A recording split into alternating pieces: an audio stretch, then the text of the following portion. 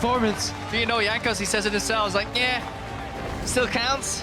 Yeah. A blemish at the end of the game, but in the end, if you would have asked H2K, do you want to go to semifinals after sweeping your quarterfinals 3-0 in very short games, they would have said yes, a resounding yes, and they can be happy. Of course, I mean, these guys... Gotta work on the high five mechanics. They gotta work on the high five mechanics. There we go, Hey! nailed it. I mean, That's the mark of a great team, being able to improve. Being able to high five. Being able to improve on the spot, you know, make a mistake once, improve your high five mechanics right after. well, things may have got a little dicey on the Baron front, but very few mistakes that were obvious there for H2K. Very clean games, incredible performance, and maybe more surprising anything than a semi-final. Bert, is there 7-0 in their last matches at Worlds? It's how dominant they have looked to get there, but I want to take a moment to give credit to the team that we are saying goodbye to. ALBUS Nox Luna made history here at Worlds. Very deserving. Unfortunately, the history ends here for them. They'll exit with the quarterfinals, and H2K, the last Western hope, are going to push forward to play Samsung Galaxy.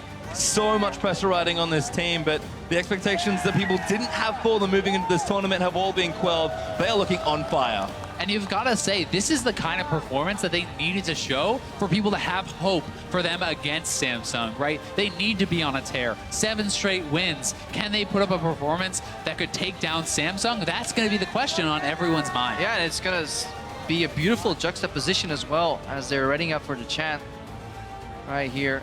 H2-1, H2K, H2-1, H2K. Samsung so much about that late game, criticized often for their early game, to your point. And H2K have just been dominating all their lanes. If they could get those big advantages against Samsung, maybe they don't get the chance to actually get to their perfect lane. For H2K, you got to choke them out. You got to hit them early. You know, you got to pick these strong picks. No more early or Vladimir's into Syndra's. Get the priority on that Syndra. ANX have revealed a little bit information of H2K and pick and ban here, some of their trends. Let's see if their champ pools are big enough here. The Jace will definitely be a big factor in that matchup. Play around the early game for H2K. Can they survive and can they shore up their late game? I certainly think that there's going to be some big adjustments for them to make as far as pick and ban, though. I don't think that champions like Syndra and Aurelion Sol will be prioritized as low as they were in this tournament. Yeah. That's something that they are going to have to adjust to. They prepped incredibly well for ANX, and I think that their drafts made sense against them, but they're going to have a different plan against Samsung because they are a very different team. And that's maybe the tough thing, right? Like, we had a couple questions, like, what does Forgiven do without Caitlyn? Turns out he's got 2 other picks and can still play them very well. Zyra is kind of a new pick, but kind of everyone's expected to play that at this point, so that's not surprising. I feel like the nice thing for H2K, rattling off 7 straight wins, they don't have to show very much. So certainly maybe there'll be some surprises there for Samsung. But we are going to hand it back to Dash to break down that clean H2K sweep. Thank you very much, Pastry Time. Now we're going to get an interview with Prawley and Odoamne in just a minute, but before we do, I want to go ahead and break down this third and final game and ultimately the dominating 3-0 sweep out of H2K here in the quarterfinals. Yeah, I mean, it really makes you excited for the matchups that they're going to have versus Samsung, right? You know, Odoamne versus Cuvée. Cuvée absolutely smashing in the Samsung series. Then we also have Ryu having some of the best games I've ever seen him have here at Worlds. Yeah. And he's going to have his handful with Crown as well. I mean, there are so many things head-to-head just because both those teams have won so many games in a row, obviously. But, you know, pretty much across the board, we've got good matchups. Yeah, and I think it's 2 teams performing better than we expected maybe coming into the tournament, especially in the early games. There's going to be a lot about the laning phase between Samsung and H2K. This game, however, I mean, we wanted some changes in the pick and ban phase from ANX. We got the Zillion, which was not the chase we wanted. Bring back time, get the same comp again. Yeah. Not really. No, it was definitely disappointing not to see adaptations between the games. And then also, like, in the end, they give away Syndra this time. Other times they picked it themselves and they had Vlad against it. Actually gave them a chance to, like, win the lane at least. Zillion is a losing matchup against Syndra, and Kira obviously fell really far behind. And ultimately, there will maybe be some learnings for ALBUS Nox Luna coming out of this World Championships, is that in the best of 5, they're going to have to learn how to be more flexible in Champion Select. When things are not working, at a certain point, you got to throw out whatever playbook you came in with and just change it up. Well, to contrast that, I really like what H2K did in just sticking to what worked for them. The Zyra, the Lee Sin, and the Jace.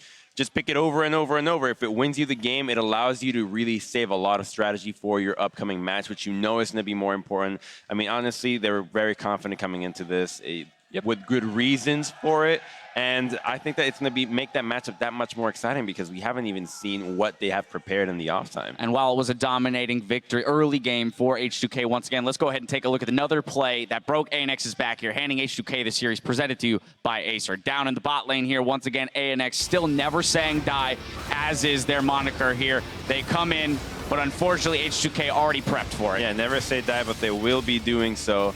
And it all starts with an attempt with a Bard play, but the tunnel is way too long, so they're able to see it. And this play is going to just extend this. They're going to be able to take up one nice little turret here, but a 5-man push to the bottom lane is just way too deadly when you're this far ahead.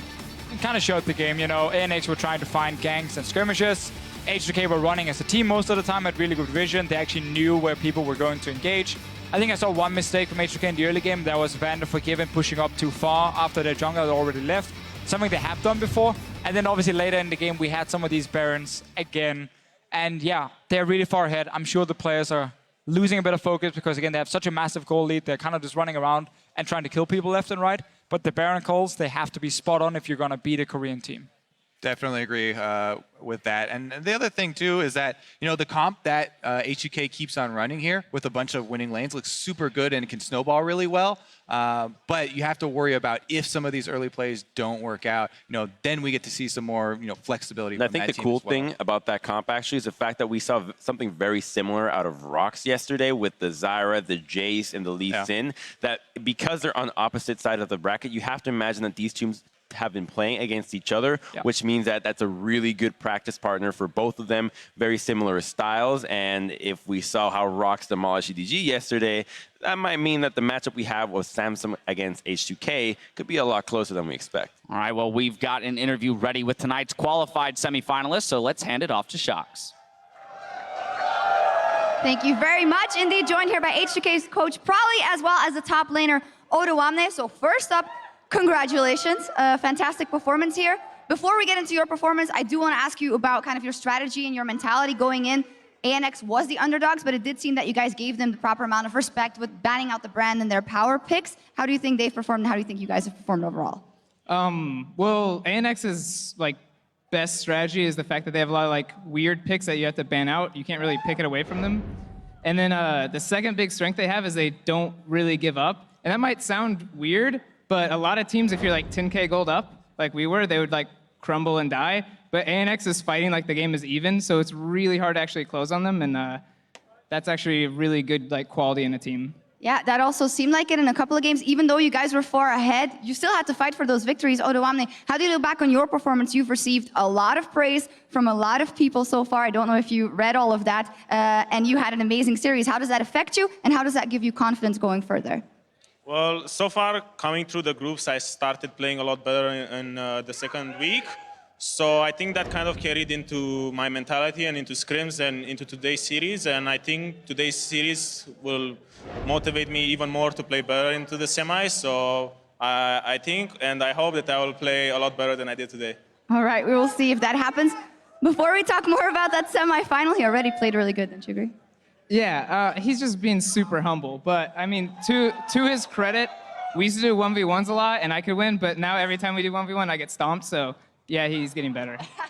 Well, let's speak to the team's performance so far. With your history, obviously not the best performance last time around at Worlds, the third places in Europe. It seems like this is more of the true potential of H2K. For you, who's been with the team for so long, what does that mean to finally see that coming out, and why do you think it has now?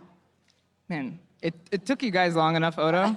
I don't know. I'm like it's always been there, and that's why it's always really hard to be a coach and sit on the sidelines and watch. I know they can be doing better, and I always believe they could do better, and now I think they finally believe in themselves, and there's a lot more confidence around. So right now there's a couple of things we have to fix, and then we're gonna be completely unlocked. So I'd say we're 80% right now. So when we play Samsung Galaxy, we need to be 100%. So let's talk about that matchup. You guys will be the underdog in that one. People saying how good Samsung looks, and honestly, they do also completely crush their quarterfinals. So Odoamne, what kind of hope can you give the European fans, and what are your realistic views on that matchup? I mean, they played really well in their quarterfinals, and they show that they have lots of strengths and very few weaknesses. But I think it's up to us to show up on our best level, and then we have a chance of taking them down. All right, we will see what happens. Finally, Prolly, you're going to Madison Square Garden with H2K playing in the semi-final of the World Championship. What's that going to be like? Ooh, it's gonna be good, and I actually really respect that. This is the first time as a coach I've gotten like this amount of cheering from any crowd, so that's pretty cool. And I'll be honest, when NA was able to play at Madison Square Garden, I can't focus. Let them cheer for a sec.